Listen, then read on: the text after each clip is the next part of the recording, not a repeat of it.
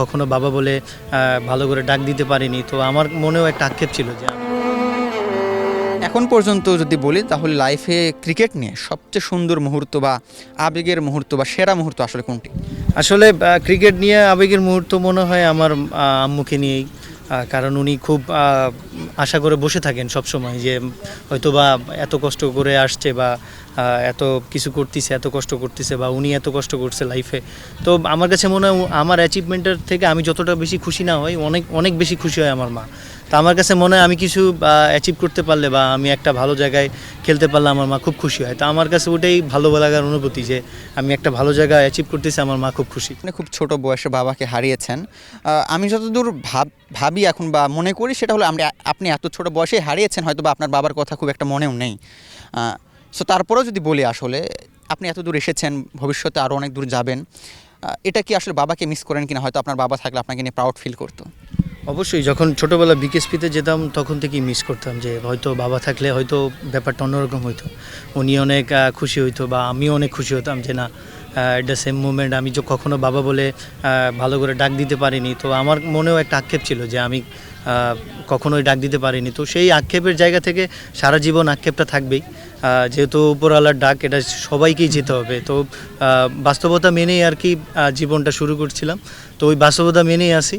তো at the same moment যদি এখন দেখা যায় যে উনি যদি থাকতো, অবশ্যই আমার কাছে মনে অনেক খুশি হতেন। Gold's Gym across 30 plus countries. With over 700 plus locations worldwide, train anywhere, belong everywhere. আমার মায়ের কথা আরেকটু যদি আসতে চাই, যেটা আমি এই ইন্টারভিউ শুরুতেও বলেছিলাম যে আপনি বেশি স্ট্রাগল করে এই জায়গায় এসেছেন। যখন ক্রিকেটে আপনি শুরু করলেন, যাত্রাটা শুরু করলেন, আশেপাশে সব লোকজন জেনে গেল, জানতে পারলো আপনি আসলে ক্রিকেটটি ক্যারিয়ার হিসেবে বেছে নিতে চান। ওই সময় আসলে আপনি নিজে ছাড়াও আপনার মাকে আসলে কী ফেস করতে হয়েছিল সমাজ থেকে বা সোসাইটি থেকে? কোনো রকমের কোনো মানে থাকে না বাধা বা কটু কথা বা এনিথিং? আসলে বাধা তো ছিল সবসময়। আমার কাছে মনে হয় একটা আমার যখন বাবা মারা যায়, আমার যতটুকু শুনছি বা মনে পড়ে, তখন আমার মা খুবই ইয়াং। তো আমার কাছে মনে হয় মানুষের কথার চাইতে ওনার সবচেয়ে বাধা ছিল ওইটাই যে কীভাবে আমাদের মানুষ করবে। তো আমি জানি না আমি কতটুকু মানুষ হতে পেরেছি, বাট আমি চেষ্টা করি সবসময় যেন ওনার মান সম্মান বা ওনার মর্যাদা যেন সবসময় উপরে থাকে, আমার কারণে যেন কখনোই